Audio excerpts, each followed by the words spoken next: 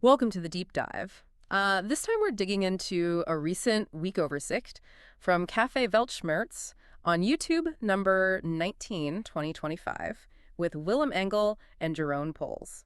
Yeah, and like always, our mission is to, pull out the key stuff, the surprising bits, and give you a really clear picture of what they're discussing. So you get the insights without wading through the whole thing. Exactly. And, well, right off the bat, there's this fascinating legal point. It's about an ongoing case, Willem Engel and Jerome Pols versus the Council of State. Okay, what's the core issue there? It really boils down to permits for demonstrations. They're questioning whether you even need a permit, arguing it's a fundamental right. An unpermitted event, as they term it. Interesting. So it's not just about this specific demo, but the whole principle. Precisely. The idea that, a fundamental right shouldn't need prior permission. Asking for a permit, in their view, inherently limits the right itself. And how do the hosts in the video frame this? Well, they're pretty cynical, frankly. They call the whole legal process a clown show. Mentioned they're waiting on, 5 rulings from the Council of State? Which is the top administrative court in the Netherlands, right? That's the one. So their commentary suggests they see the system as more of an obstacle than a protector of rights, especially when those rights challenge the status quo, dragging it out. So the takeaway isn't just the legal specifics, but this broader question about state permission versus fundamental rights, a real tension there. Definitely. Okay, switching gears a bit. The upcoming NATO summit in the Netherlands. Ah, yes. The big security measures being talked about. Huge measures. Potential airspace closures, preventative searches, Yeah. the works. Yeah. And they mentioned 8,500 attendees are expected. Which leads to the question, if the risk is that high, is the city center really the best place for it? That's exactly the point the hosts seem to be making. Is the scale of security about a concrete threat? Or maybe more about projecting control? It seems a bit contradictory, holding it downtown if it's genuinely that risky. Okay, interesting point. Then, shifting to the EU level. Right. They highlight a Dutch MEP, Bert-Jan Rozen of the SGP. What did he do? He voted against the discharge of the European Commission's budget. Basically, he refused to sign off on how the EU executive spent its money. And why is that noteworthy? I mean, shouldn't that happen more often? Well, that's kind of the host's reaction, too. Hmm. They seem surprised, implying that, maybe holding the EU accountable for spending should be more common, but perhaps it isn't. So it raises questions about financial oversight in these big supranational bodies. Are the checks and balances actually being used? That seems to be the underlying point, yes. Okay, back to domestic issues in the Netherlands. Public transport budget cuts. Oh, yeah, I saw that. A 35 million reduction. That's the figure mentioned. Yeah. And they immediately juxtapose it, with the large sums going to Ukraine, climate stuff, rearmament. Setting up a debate about priorities, basically. Exactly, which is more essential. Public services or these other major spending areas. They even make this slightly ironic comment that maybe reducing public transport fits the goal of discouraging travel anyway.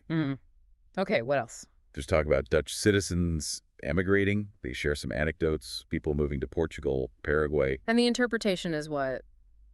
Dissatisfaction. Yeah, the hosts frame it as people feeling like the Netherlands is a sinking ship. Yeah. It's a strong metaphor suggesting growing discontent.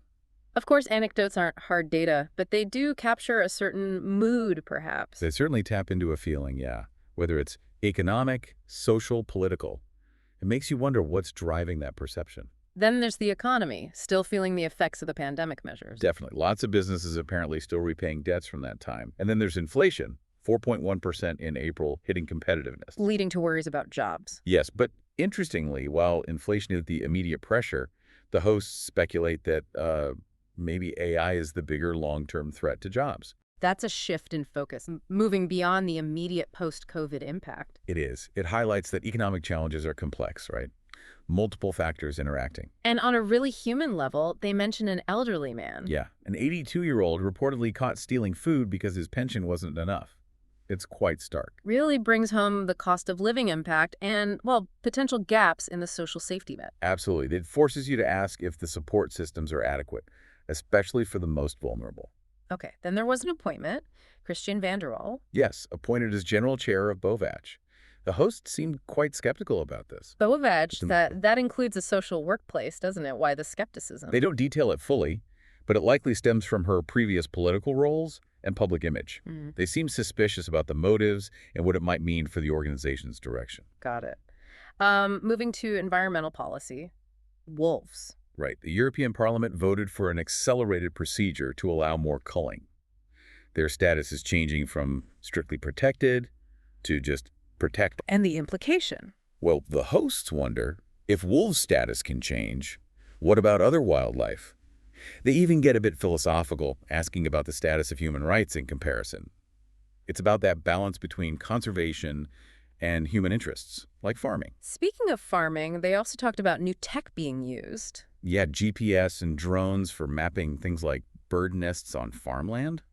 Innovative, sure, but the concern raised is, could this lead to more restrictions on farmers? That classic tension between monitoring and regulation versus the practicalities of running a farm. Exactly.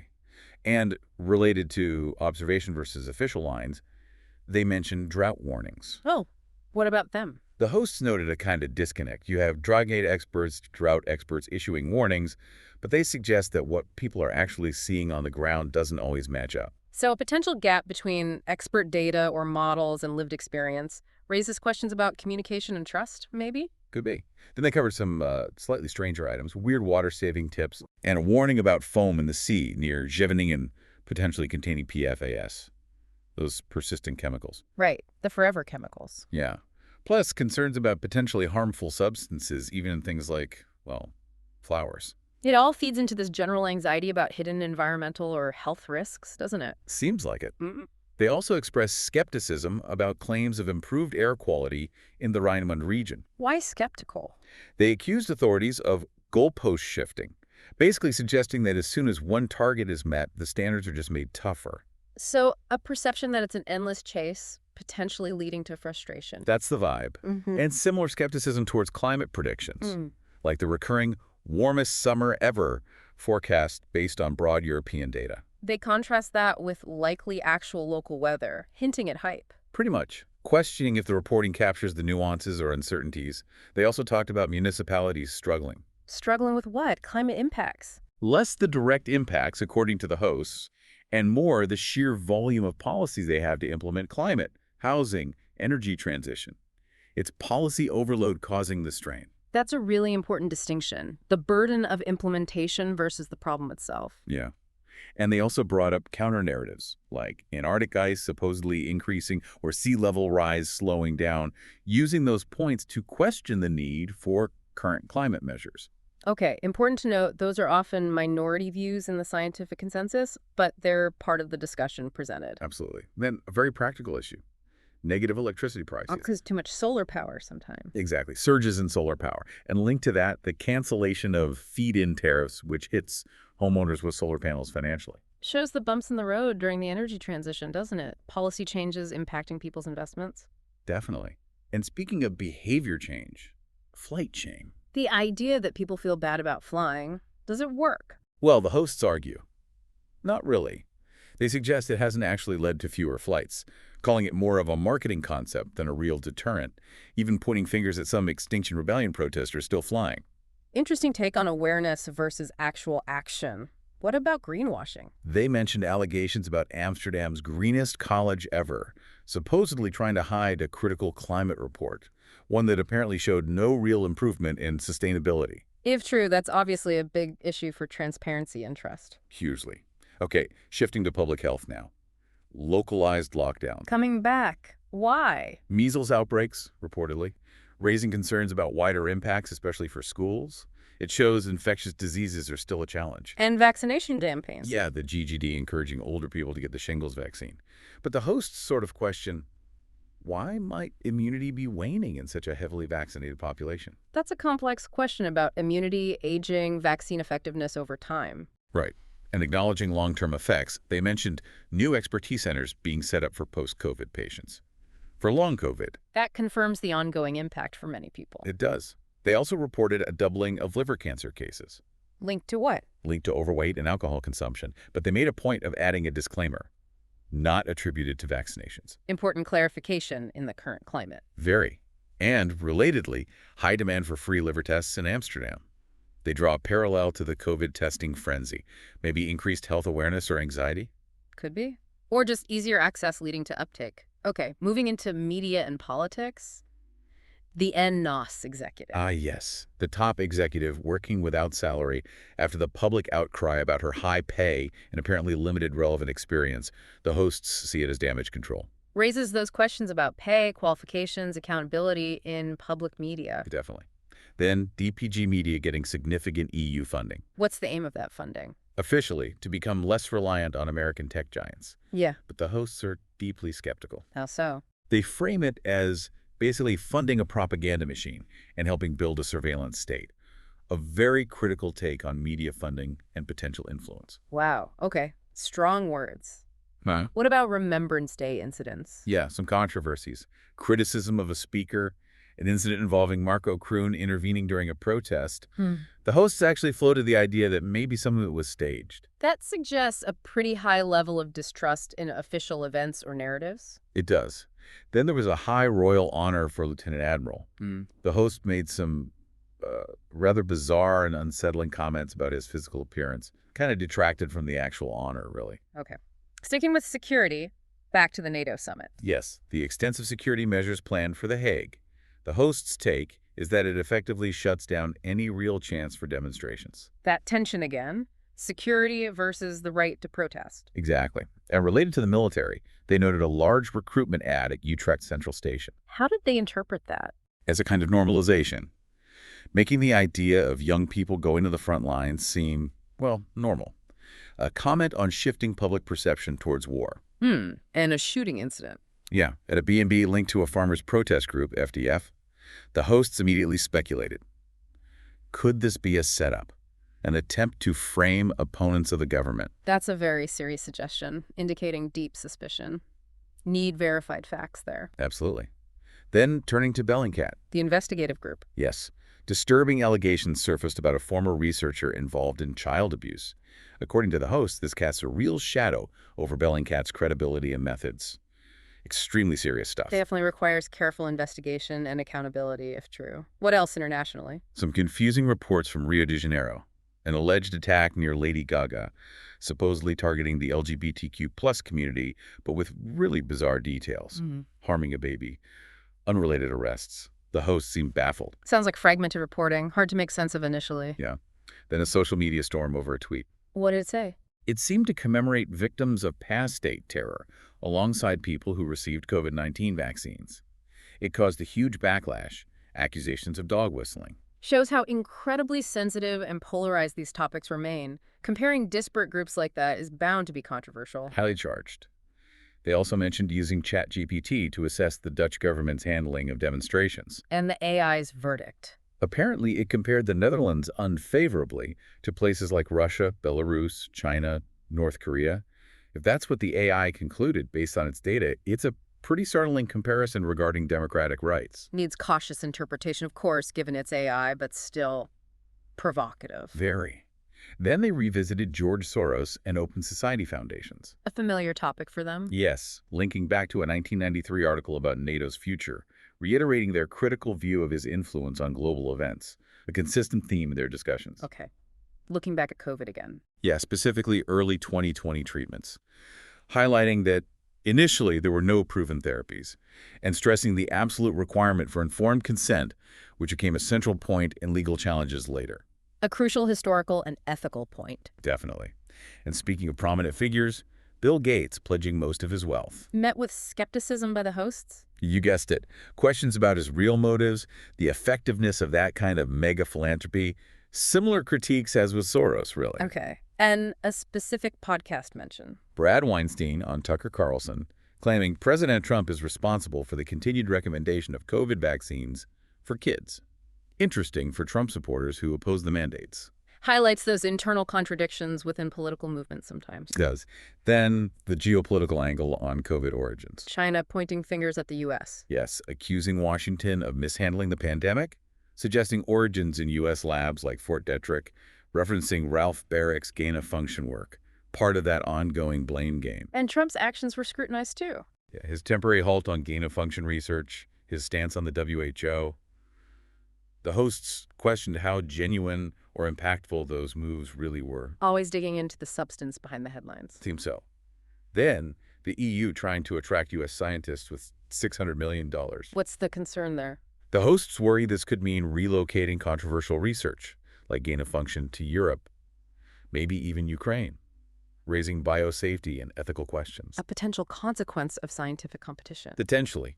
Also, a critical report on the EU's Corona Recovery Fund. What did it find? A lack of transparency, apparently. Billions allocated, but maybe not clearly accounted for. The hosts suggest some might have gone towards digital infrastructure for surveillance. Echoing that earlier concern about DPG media funding, a pattern of suspicion about surveillance. Yes. And on energy, again, talk about potentially restoring Russian gas supplies to Europe. Suggesting a shift in priorities, maybe after deindustrialization bites. That's the implication. A pragmatic reassessment of energy needs, perhaps, despite the politics. Okay, shifting to the U.S. and Middle East.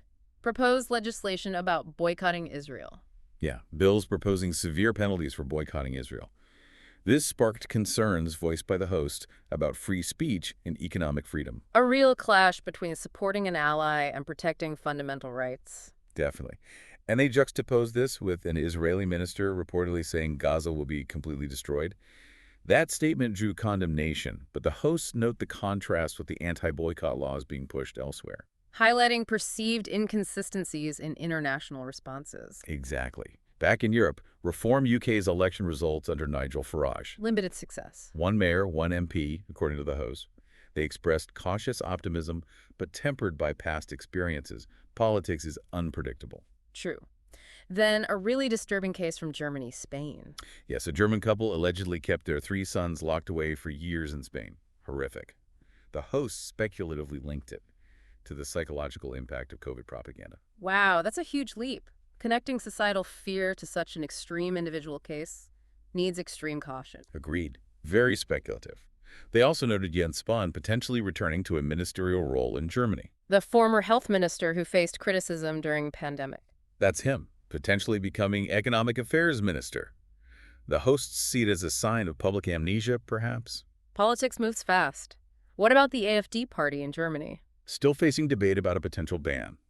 Labeled far-right, still monitored by intelligence services despite legal challenges.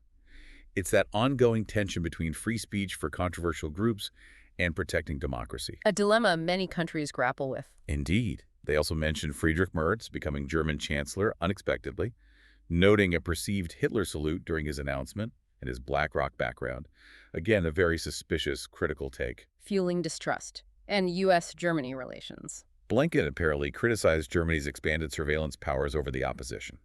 Germany countered, saying it's necessary to protect democracy from right-wing extremism. Different views on balancing security and rights. Okay. And Sweden considering tapping children's phones. Under 15s, yeah. To combat gang violence, the hosts frame it as a potentially excessive problem-solution approach, raising privacy concerns for kids. Tough ethical balancing act there. What about Ukraine? Zelensky refusing a ceasefire, saying Ukraine can't guarantee safety for leaders in Moscow for the May 9th parade, showing his continued defiance. No signs of backing down there. And France. Reports, unverified perhaps, that Macron's government considered arresting right-wing populist leaders for opposing EU policies like aid to Ukraine or immigration.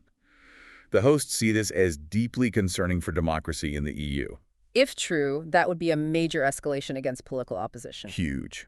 Then Romania, an election where a candidate described as far-right won the first round but was excluded, only for another candidate with similar alleged views to gain traction. Shows the difficulty of suppressing popular movements sometimes. Trying to control the narrative can backfire. Seems like it.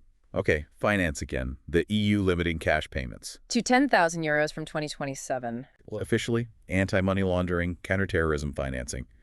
But the hosts worry about financial freedom and the creation of a central transaction database overseen from Frankfurt. More control. Part of that bigger trend towards digital oversight. Yes. And Pink Pop Festival going cashless with Rabobank is seen as fitting that trend. Convenient maybe, but pushing towards digital. And changes to Dutch savings accounts. Limiting direct transfers out. The hosts interpret this as trying to control the speed of money flow, maybe anticipating financial instability. Precautionary control. Interesting interpretation. Viktor Orban and Soros again? Orban brought up Soros' alleged 2015 plan to flood the EU with asylum seekers, while also acknowledging his own complex history with Soros. It's a recurring theme. Migration politics remain contentious. What about Singapore? mentioned as strictly enforcing Agenda 2030, including mandatory vaccinations with tough penalties. The hosts view it as a potential global model, possibly authoritarian. Different countries, very different approaches. Canada. A supposed leaked recording of Justin Trudeau, allegedly admitting the net zero agenda is more about making money than saving the planet. The hosts present this as exposing hypocrisy. If authentic, that would certainly fuel skepticism about climate policy motives. Big time. Then Meta Facebook laying off moderators. Why? Less need for them. The hosts speculate it's not less need, but more about AI taking over those jobs.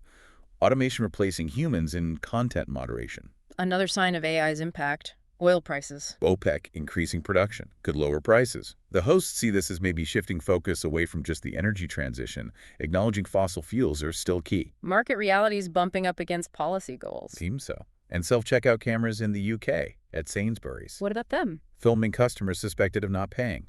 The hosts frame it as a step towards public shaming, maybe even a social credit system. Privacy concerns rising. Yeah, that sounds intrusive. Data sharing. Israel getting EU citizen data. Reports suggest this. The hosts frame it as a risk of mass surveillance.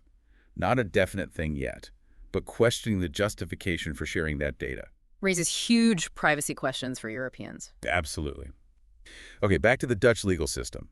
A politician praising the Public Prosecution Service, OM. Willem Koops, MP, praising the OM on LinkedIn. The hosts were critical, given the OM's known issues. Reflects their skepticism towards official endorsements of institutions they see as flawed. And a warning from a lawyer.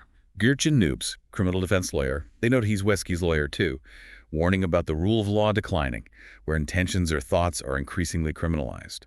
That's a serious point from within the legal profession about potential overreach. Yes, they also mention body cam footage exposing an officer lying in a report, leading to dismissal.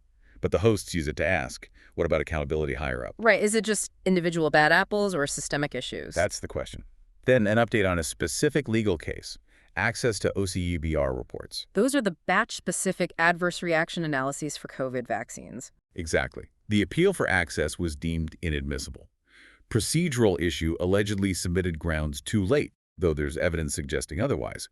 The hosts suspect deliberate obstruction by the court. Raises serious questions about due process and access to information. Very serious. Then another high court ruling.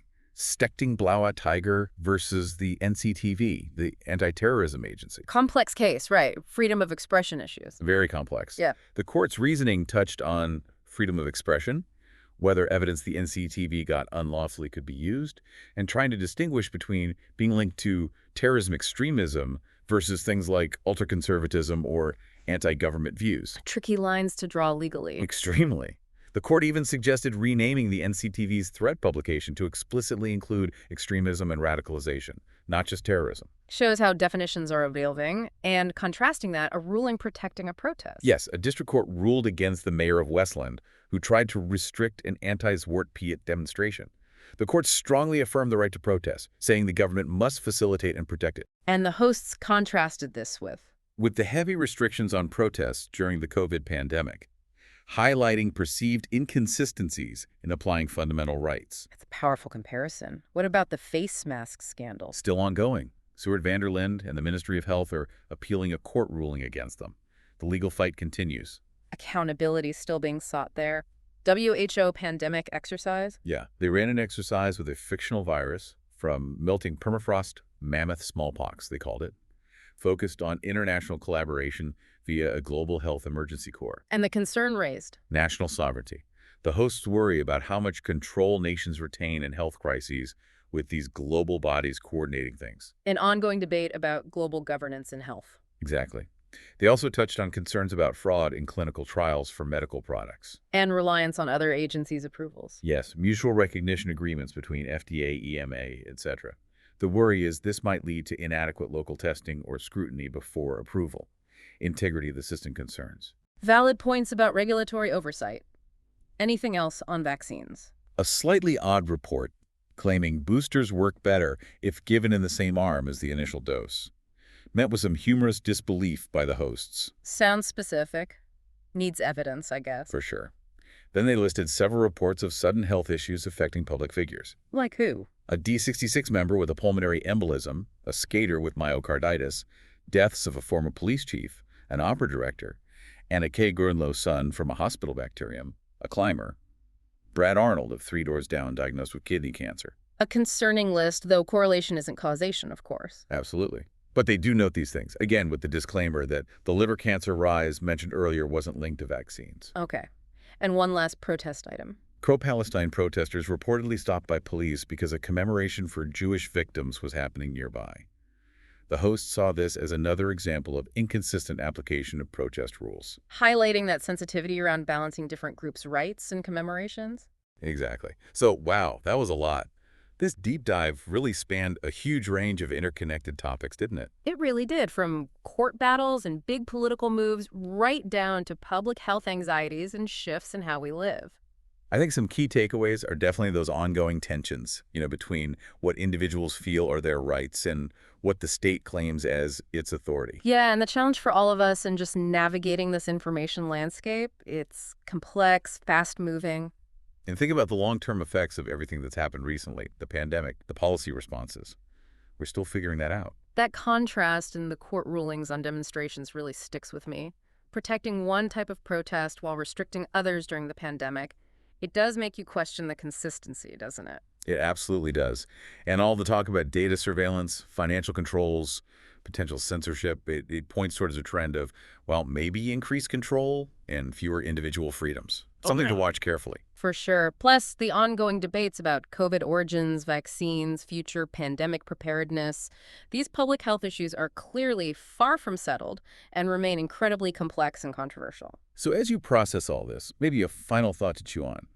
Looking at everything we've covered, which of these developments do you think will actually have the biggest, most lasting impact on your life and, well, on where society is headed? And what other questions does this spark for you? What else do you feel needs exploring now?